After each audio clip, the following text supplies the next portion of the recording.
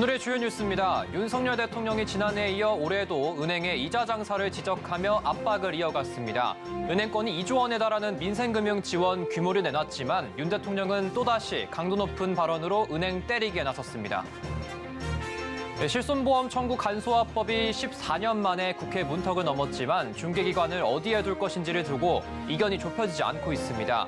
당장 올해 10월부터 시행이 예고돼 있는데 업권 간 이해관계가 얽혀 있어 쉽지 않을 거란 전망이 나옵니다. 택배업계가 유류비 상승 등 고물가로 인한 소비자 부담을 고려해 올해 상반기 요금을 동결하기로 했습니다. 정부는 섬 주민들을 위해 택배 추가 배송비를 지원하기로 했습니다. 국내 대표 플랫폼 네이버와 카카오의 주가가 바닥을 찍고 상승세를 다시 타고 있습니다. 인공지능을 앞세워 올해 성장이 본격화될 거란 전망이 나옵니다.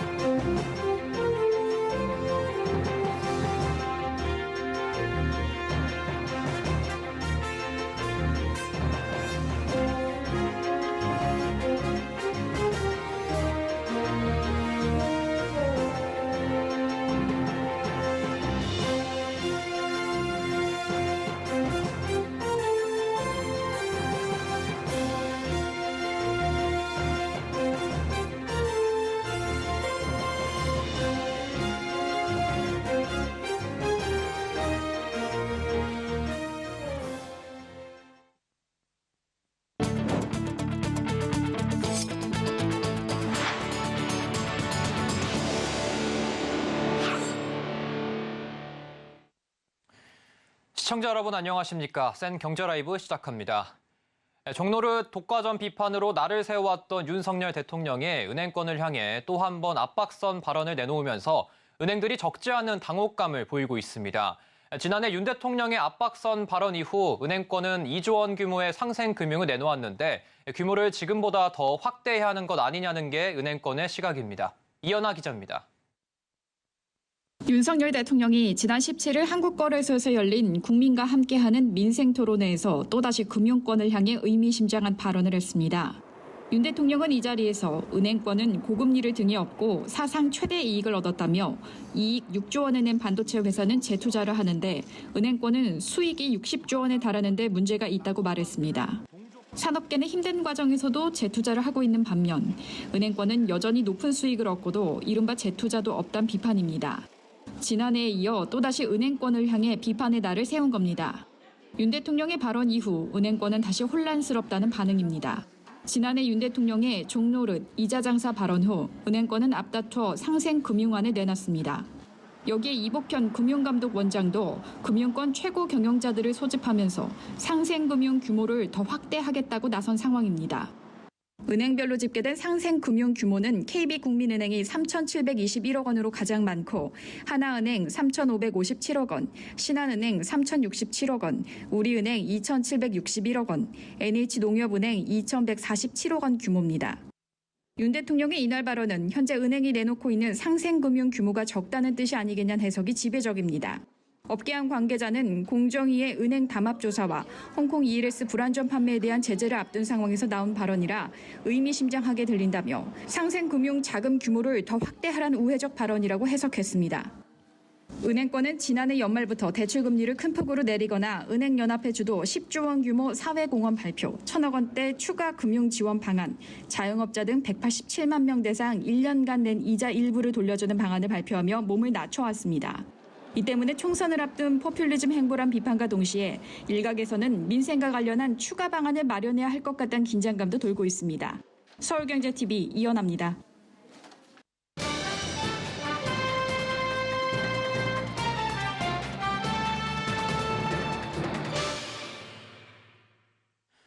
무려 14년 만이죠. 국회 상임위조차도 넘지 못했던 실손보험 청구 간소화법이 지난해 10월 드디어 국회를 통과했는데요.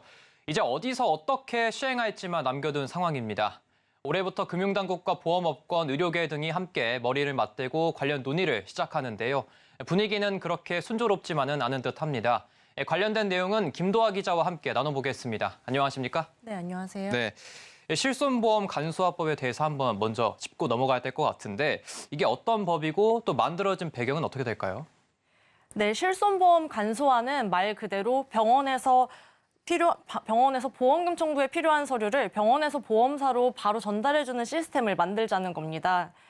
보험금 청구를 해보신 분들은 아시겠지만 종이로 된 관련 서류를 일일이 떼서 병원에서 일일이 발급받아서 보험회사에 원본을 그대로 전달해야 되는 건데요. 서류도 많은데 등기나 직접 보험사에 서류를 접수해야 돼서 불편함이 적지 않았습니다.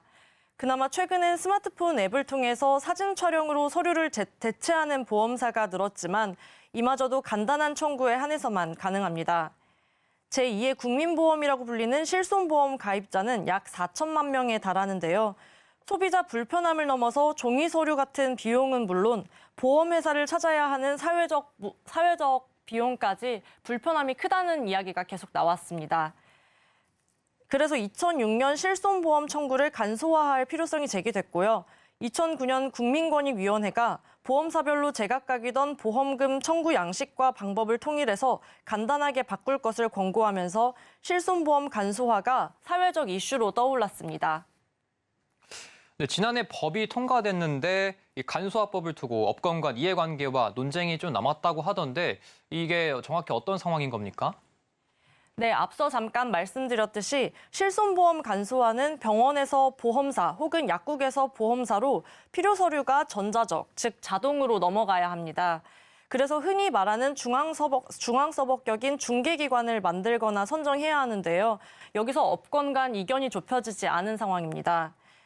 법안 통과 쟁점이었던 시스템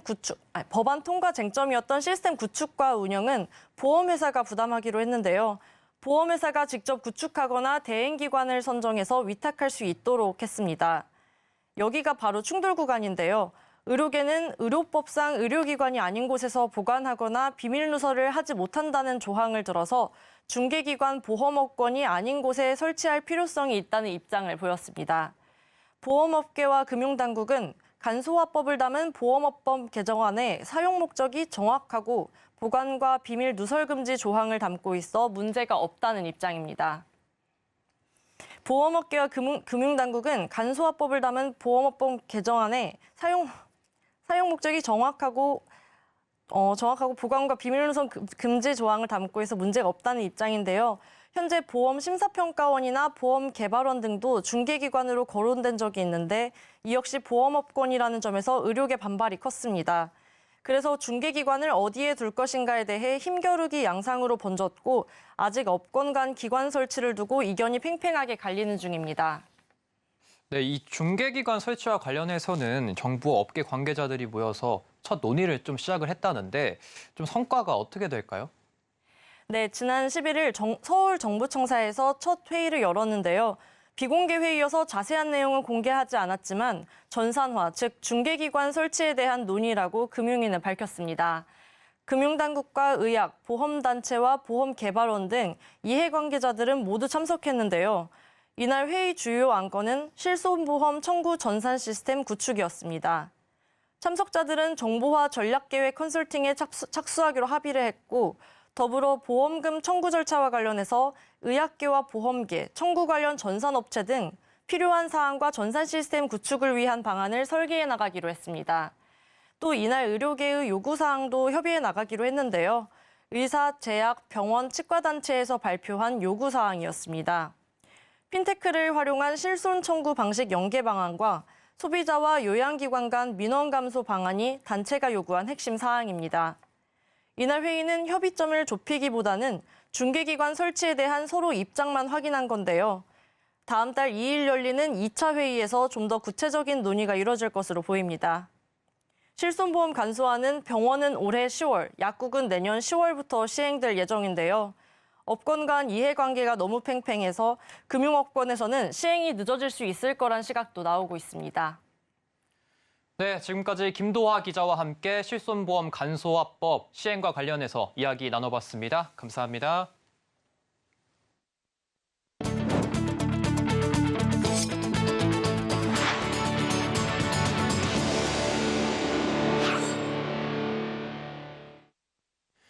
기름값 상승과 최저임금 인상, 택배, 노동자 보호를 위한 사회적 합의 등으로 2021년부터 택배비가 꾸준히 인상이 돼 왔는데요. 최근 고물가로 소비자들의 부담이 커지자 택배업계가 요금 동결에 나섰습니다. 정부도 섬 주민 추가 배송비를 지원하기로 했습니다. 이해란 기자입니다. 택배 기업들이 당분간 요금을 올리지 않기로 했습니다. 연초 택배비를 인상했던 관행을 깨고 동결에 나선 건데요. CJ 대한통운, 우체국, 한진, 롯데, 로젠택배 등 5대 택배사는 당분간 요금 인상 계획이 없다고 오늘 밝혔습니다. 로젠택배 관계자는 어려운 경제 상황을 고려해 상생을 위한 고통 분담 차원에서 택배비를 인상하지 않았다고 밝혔습니다. 지난해에는 이들 5대 택배사 중 우체국 택배를 제외한 CJ 대한통운, 한진, 롯데, 로젠택배가 모두 1월에서 3월 사이 기업 택배 요금을 인상했습니다. 정부는 섬 주민 택배비 지원에 나섰습니다. 섬 주민들은 택배를 이용할 때 기본 요금 외에도 추가 배송비를 3,000원에서 만원가량 더 내야 하는데요. 오늘 해양수산부는 육지보다 비싼 요금을 내야 하는 섬 주민들의 택배비 부담을 덜기 위해 이달 22일부터 택배 추가 배송비를 지원한다고 발표했습니다. 이번 혜택은 섬 지역에 주민등록이 돼 있는 사람이 본인 명의로 택배를 이용한 경우 한 사람당 40만 원 내에서 지원받을 수 있습니다. 한국통합물류협회 자료에 따르면 국민 1인당 연간 택배 이용 횟수는 2021년 기준 약 70건입니다. 이번 지원금으로 섬 주민들의 추가 택배비 부담이 상당 부분 덜어질 것으로 기대됩니다. 서울경제TV 이혜란입니다. 지난해 부진한 주가 성적표를 기록한 네이버와 카카오가 반전을 꾀하고 있습니다. 탄탄한 실적을 기반으로 주가 반등세를 노리고 있는데요. 증권가의 평가도 긍정적입니다. 김혜영 기자입니다. 카카오가 오늘 1.4% 오른 57,600원에 장을 마쳤습니다. 지난해 10월 3만 원대로 추락한 주가가 6만 원 고지 탈환을 앞두고 있습니다. 네이버 역시 바닥을 찍고 반등에 나섰습니다. 미국의 금리 인하 수순이 예상되며 성장주에 대한 관심도 높아지고 있습니다. 통상 성장주는 금리가 떨어지면 미래 이익에 대한 할인율이 감소해 기업 가치 개선에 긍정적입니다. 특히 실적 개선 기대감이 강합니다. 네이버의 지난해 4분기 영업이익은 17.8% 증가한 3,964억 원이 추정됩니다. 카카오 역시 작년 4분기 1,513억 원대 분기 사상 최대 실적이 예상되고 있습니다. 특히 올해 이익 성장이 본격화될 것이란 전망입니다. 메리츠증권은 카카오는 AI 관련 투자 비용 증가분도 정점을 지나며 탑라인 성장이 이익으로 연결되는 효과가 가장 크게 나타날 것이라고 전망했습니다. 삼성증권은 네이버는 콘텐츠 강화와 생성형 AI 기반 B2B 비즈니스 확대와 자회사 구조 조정으로 자체적인 성장 모멘텀을 확보했다고 평가했습니다. 이에 증권가의 눈높이도 올라가고 있습니다. 미래에셋증권과 현대차증권은 카카오의 목표 주가를 8만 원으로 높였습니다. 이달 카카오의 리포트를 낸 증권사 11곳이 목표 주가를 상향했습니다. 이 가운데 증권가에서는 네이버의 관전 포인트로 글로벌 사업 확장과 생성형 인공지능 하이퍼클로바 X의 성과를 꼽고 있습니다. 이어 카카오는 경영 쇄신을 통한 리스크 소멸과 비용 효율화가 관건이라고 입을 모읍니다. 지난해 밉상주로 추락했던 네이버와 카카오가 국민주의 명성을 되찾을 수 있을지 주목됩니다. 서울경제TV 김혜영입니다. 인터넷과는 반대로 게임 주가는 제대로 힘을 쓰지 못하고 있습니다. 지난해 말 중국의 게임 규제 발표가 큰 영향을 미쳤는데요. 여기에 게임 대장주인 NC소프트조차도 신작 흥행이 저조해 게임주 전체가 동력을 잃어가고 있습니다. 서청석 기자입니다. 오늘 NC소프트는 전일보다 0.73% 오른 19만 2,200원의 거래를 끝냈습니다. 가까스로 상승 마감에는 성공했지만 20만 원 선 탈환에는 실패했습니다. 한때 게임업계 대장주로 황제주 자리에도 올랐었던 NC소프트의 주가는 2015년 이후 9년 만에 10만 원대로 주저앉았고 2021년 2월 최고가 대비 약 80% 떨어졌습니다. NC소프트는 주가 하락 속 반전의 기회를 찾기 위해 블레이드 앤 소울 2에 이어 스론 앤 리버티 등 연이어 신작 카드를 꺼내들었지만 흥행이 저조하면서 주가 부양에 실패했습니다. 엎친 데 덮친 격으로 지난해 12월 중국의 갑작스러운 게임 규제 발표에 NC소프트를 포함한 중국 시장을 주요 수익원으로 했던 게임사들의 주가에 악영향을 미쳤습니다. 펄어비스는 전날보다 0.46% 내린 32,200원에 장을 마감했습니다. 2021년 최고 14만 원대까지 갔던 펄어비스의 주가는 2022년부터 꾸준히 하락세를 이어오다 중국의 규제 소식, 신작 게임 미출시에 2021년 대비 약 77% 하락했습니다. 이유진 메리츠증권연구원은 올해 중국 게임 시장 영업 환경은 전년보다 더 안 좋을 것이라고 전망하며 중국이 발표한 게임 내 일일 보상에 대한 유인책 제한과 같은 규제가 유지된다면 게임업계에 영향을 미칠 것이라고 설명했습니다. 이 같은 배경을 토대로 증권사들도 NC소프트, 펄어비스 등의 투자 의견과 목표 주가를 하향하고 있습니다. 유진투자증권은 NC소프트의 투자 의견을 매수해서 보유로 조정, 목표 주가는 34만 원에서 21만 원으로 낮췄고 하나투자증권은 펄어비스의 목표 주가를 기존 5만 원에서 4만 원으로 하향했습니다. 반면 게임업계 또 다른 대장주로 꼽히는 크래프톤의 주가 전망은 밝습니다. 전날보다 4.88% 오른 19만 3,500원에 장을 마친 크래프톤도 2021년 최고가 대비 약 66% 하락했지만 올해부터 신작 출시가 연이어 예정돼 주가가 강세를 타고 있습니다. 서울경제TV 서청석입니다. 카카오가 멀티모달 언어 모델인 허니비를 처음 공개했습니다. 인공지능이 동물들을 사진에 인식해 상황을 설명해주고 대화를 나누는 설정까지 만들어 보여주고 있는데요. 기존 텍스트로만 입출력하는 거대 언어 모델이 진화하고 있습니다. 윤혜림 기자입니다. 강아지와 고양이가 함께 있는 사진을 입력합니다. 사용자가 두 동물의 대화를 써달라고 명령하자 인공지능이 상황 설명과 함께 고양이와 강아지 간 가상의 대화를 만들어줍니다. 새가 부리로 램프를 물고 있는 사진을 입력하고 광고 작성을 도와달라고 입력하자 새 모양의 테이블 램프를 소개하는 내용의 광고 문구를 만들어줍니다. 카카오 브레인이 멀티모달 언어 모델 오픈소스 허니비를 깃허브에 처음 공개했습니다. 깃허브는 프로그래밍 작업을 1인이나 팀 단위로 작업할 수 있게 해주는 웹 기반 툴을 말합니다. 허니비는 이미지에 담긴 장면을 묘사하거나 이미지와 텍스트가 혼합된 콘텐츠에 관한 질문을 이해하고 답변할 수 있습니다. 기존 거대 언어 모델이 텍스트로만 입출력했는데 허니비는 이미지 입력이 가능할 정도로 진화한 겁니다. 현재 멀티모달 거대 언어 모델에 대한 연구는 공개된 모델의 수가 적고 학습 방법 역시 자세히 공개되지 않아 개발이 어려운 상황. 카카오 브레인은 멀티모달 거대 언어 모델의 발전을 위해 이 소스 코드를 공개했습니다. 허니비 모델에 추론을 가능하게 하는 코드를 깃허브에 공개하였으며 허니비를 활용한 각종 연구와 서비스 확장을 고려 중입니다. 카카오 브레인은 더욱 발전된 AI 모델 확보를 위해 끊임없이 연구 및 개발을 진행할 예정입니다. 카카오 브레인은 허니비가 사용자와 상호작용이 가능한 만큼 향후 효과적인 교육과 학습 보조 도구로 사용될 것으로 전망하고 있습니다. 서울경제TV 윤혜림입니다. 메르세데스 벤츠가 8년 만에 풀체인지 모델 더 뉴 E클래스를 공개했습니다. 벤츠의 전통과 현대를 조화롭게 결합한 디자인에 미래지향적인 감성을 더했고 이전 세대보다 20mm 더 길어진 휠베이스로 여유로운 실내 공간을 제공하는데요. 김효진 기자가 출시 현장에 다녀왔습니다. LED 전광판에 문이 열리자 유선형의 세단이 등장합니다.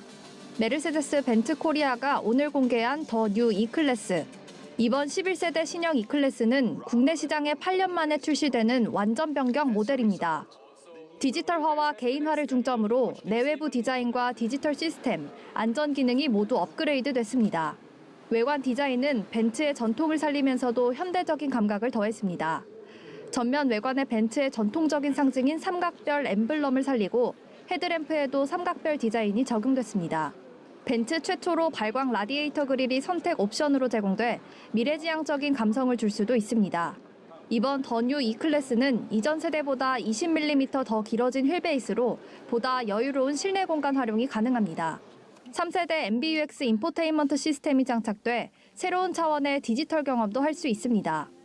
디스플레이가 운전석에서 조수석까지 폭넓게 이어져 있습니다. 조수석 탑승자도 편리하게 인포테인먼트 기능을 이용할 수 있습니다. 운전 중에도 조수석 슈퍼스크린에서 영화와 게임 등 디스플레이 기능을 즐길 수 있고 첨단 프라이버시 기능을 적용해 운전자 시야에선 콘텐츠가 보이지 않도록 했습니다. 여기에 웹엑스와 줌 등 화상회의 앱을 통해 차 안에서 회의를 할 수도 있고 새롭게 추가된 루팅 기능을 활용해 온도 설정, 오디오, 주차 카메라 등 기능을 운전자가 원하는 특정 조건으로 설정해 놓을 수 있습니다.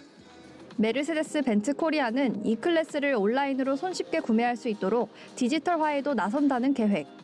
Work on many other initiatives like the overall customer journey, like digitalization, to excite our customers not just with our products but also with their overall experience that are making within and with the brand of Mercedes-Benz.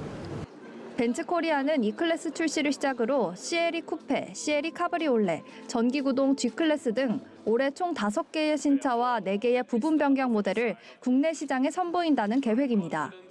서울경제TV 김유진입니다.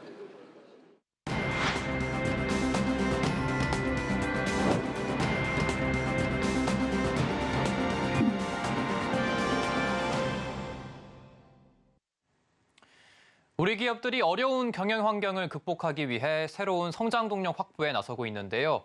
전라북도 부안의 한 기업이 스테인리스 강관을 기반으로 2차 전지 사업까지 영역을 확장하면서 세계 무대 진출에 나서고 있습니다. 현장을 박민동 기자가 다녀왔습니다. 섭씨 1000도가 넘는 고주파 열 처리기를 통과한 스테인리스 강관. 용도에 맞는 다양한 크기의 강관이 자동 공정을 거쳐 생산됩니다. 제품은 KS와 일본 공업규격, 선급 인증 등 기술력을 인정받아 반도체, 조선, 석유화학 설비에서부터 항공기와 자동차 산업 전반에 판매하고 있습니다.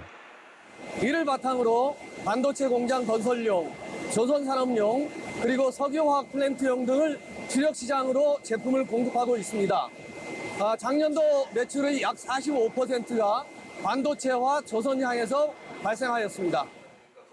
포스코 혁신 프로그램을 도입해 작업 환경 개선과 비용 절감, 수익성 개선을 이루어 최근 산업통상부 장관 표창을 수상하기도 했습니다.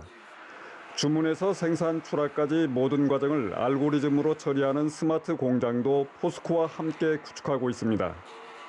새로운 성장 동력 확보를 위한 2차 전지 분야 투자는 성과를 내고 있습니다. 폭발과 화재 위험이 높은 기존 배터리 대신 출력을 높인 신제품 개발에 성공해 국내외 특허 출원에 이어 국제 공인기관의 시험 평가를 받았습니다. 화재 위험이나 공간의 제약이 많은 빌딩 내 도시배에서의 단주기 시장 전망 또한 매우 밝다고 하겠습니다. 또한 아리백을 준비하는 기업들도 좋은 파트너가 될 수 있습니다.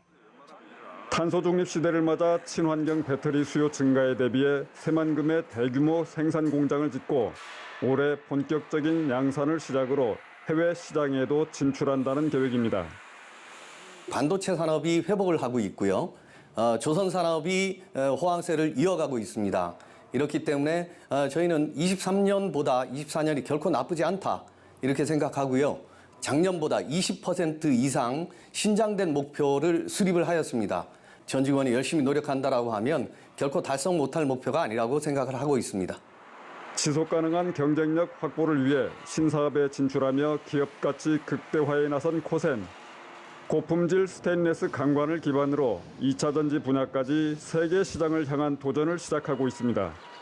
서울경제TV 전북 박민홍입니다.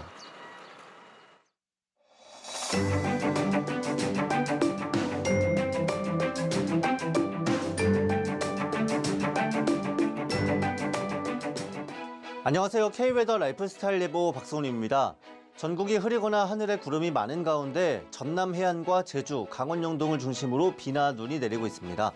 이후 내일 오전에는 충남과 전라, 경남에도 차차 비가 오기 시작해 낮부터는 충북과 경북까지 비가 내리는 지역이 확대되겠는데요.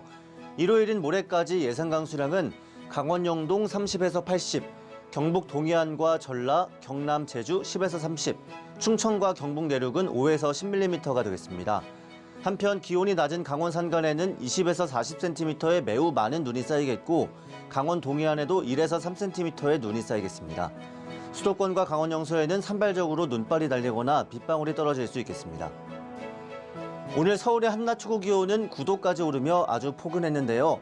오늘보다는 기온이 다소 떨어지겠지만 내일과 모레 기온도 계속해서 평년을 크게 웃돌며 영상권을 유지하겠습니다. 다음은 자세한 지역별 내일 날씨입니다. 중부지방 흐린 가운데 충남은 오전부터, 충북에는 낮부터 비가 오겠습니다. 서울 2도, 대전 3도, 춘천 영하 1도로 아침을 시작해 낮에는 7도 내외를 보이겠습니다. 동해안 지방 속초와 강릉에는 비나 눈이, 울진에는 비가 내리겠습니다. 속초 0도, 울진 4도로 아침을 맞이해 낮 최고 기온은 강릉 4도, 울진 7도가 예상됩니다. 남부지방 제주는 계속해서 비가 오겠고 전라와 경상권도 오전부터 비가 시작되겠습니다. 전주와 대구 5도로 하루를 시작해 낮에는 광주 9도, 부산 10도까지 오르겠습니다. 전해상 흐리고 비가 오겠습니다. 물결도 매우 거세겠습니다. 항해와 조업하는 선박은 유의하시기 바랍니다. 다음 주 월요일에는 강원 영동과 동해안을 제외한 전국에 눈이나 비가 오겠고 충남 서해안과 전라 제주는 목요일까지 눈이나 비가 자주 내리겠습니다. 한편 다음 주부터 기온이 영하 10도 내외까지 크게 떨어지겠습니다. 날씨였습니다. 이상으로 센 경제 라이브 마칩니다. 함께해 주신 여러분 고맙습니다.